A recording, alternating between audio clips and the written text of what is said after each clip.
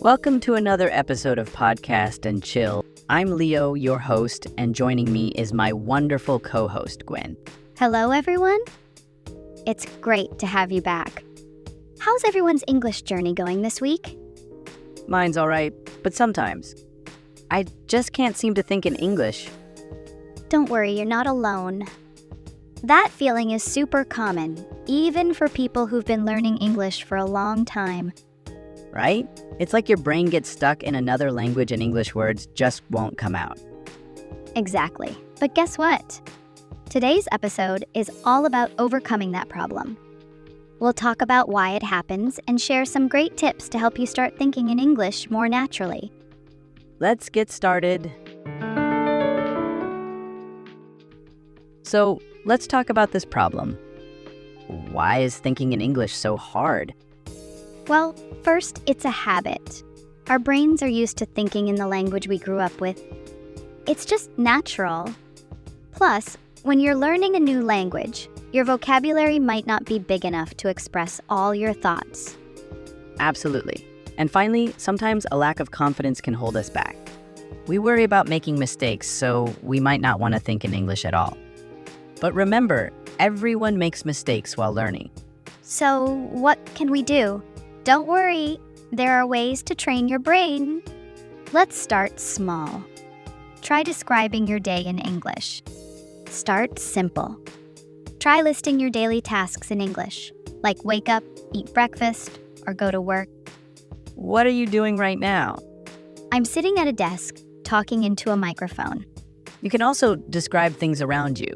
Look at your desk and say, there's a pen, a notebook, and a lamp. Even talking to yourself in English helps. Narrate your actions by saying, I'm putting on my shoes, or I'm opening the door. The more you practice, the more natural it will feel. The other key is building your vocabulary. The more words you know, the easier it will be to think in English. There are lots of ways to learn new words, flashcards, apps, or even writing them down and using them in sentences. This means you look at the cards again and again, but not too often. You look at them a little bit apart. This helps you remember the words better. You can find lots of information about this on the internet. It's really helpful. It's important to start slowly and build up your word list. Try to use new words every day.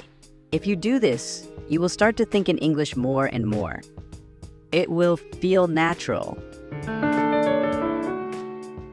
Let's look at some words related to today's topic. Overcome, meaning winning against a challenge. Example, she overcame her shyness and started talking to new people in her class. Express, meaning show or tell someone how you feel or what you think. Example, he expressed his happiness at learning a new word. Confidence, meaning feeling sure of yourself and your abilities. Example, speaking English in public gave her more confidence.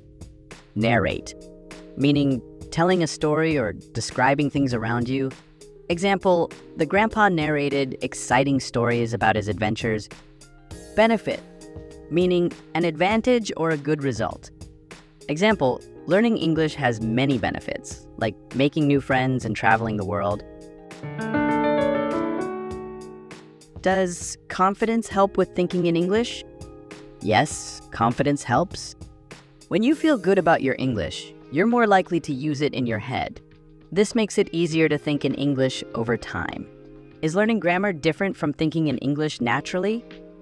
Yes, grammar rules are like instructions for building sentences. Thinking in English is like using those instructions to have a conversation. You can speak English without knowing all the rules. Do you have any tips for beginners in English, Gwen? Of course. There is a method I really recommend for those who find it hard to think in English. It's called immersion. It means surrounding yourself with English all the time to learn it better. This means you try to listen, read, and speak in that language as much as possible. Start with things you enjoy. Read a simple story in English, maybe with pictures. Or listen to music you love with English lyrics. Singing along is a fun way to practice. Movies are great too. Watch a familiar movie with English subtitles to connect the words with what's happening. The more you listen, read, and watch in English, the more your brain gets used to the language. Okay, so you are surrounded by English. But how do you start thinking in English? This is where talking helps. There are awesome apps like HelloTalk or Tandem where you can chat with native English speakers. It's like making a friend who can help you practice. Don't forget about English clubs or online groups. Talking with real people in a friendly space is a great way to gain confidence and start thinking in English on the spot. Remember, the key is to keep practicing. Even short conversations help your brain get used to forming thoughts in English. Learning a language takes time, like growing a strong, beautiful tree. You wouldn't expect a tiny seed to become a giant tree overnight, would you? Exactly. So be patient with yourself. Be proud of yourself for the small wins.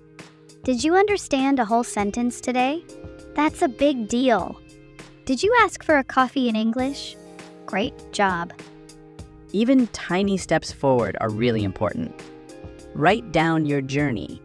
This can help you see how far you've come. Looking back at your achievements, even the small ones, is a great way to see how far you've come. It shows that your hard work is paying off.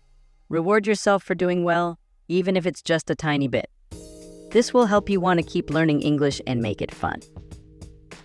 Learning something new is hard. It's okay to make mistakes. Everyone does. Imagine a baby learning to talk. They don't understand everything right away. You're like that baby, but with bigger words.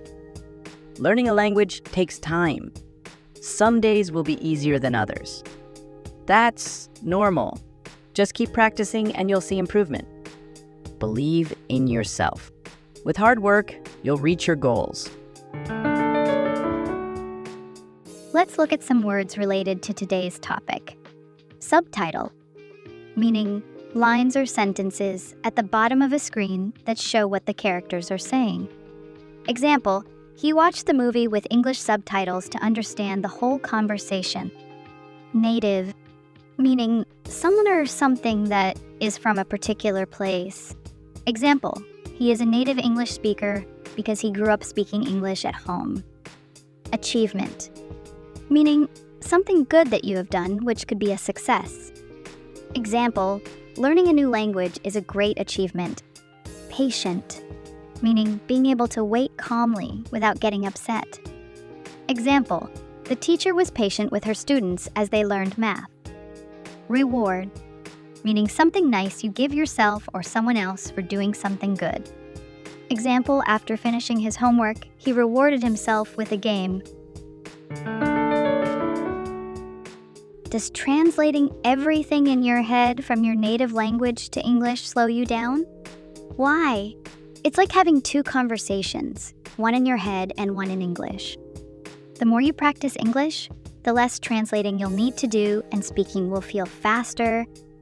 Should we focus on perfection when it comes to thinking in English? Not at all. Everyone makes mistakes when learning a new language.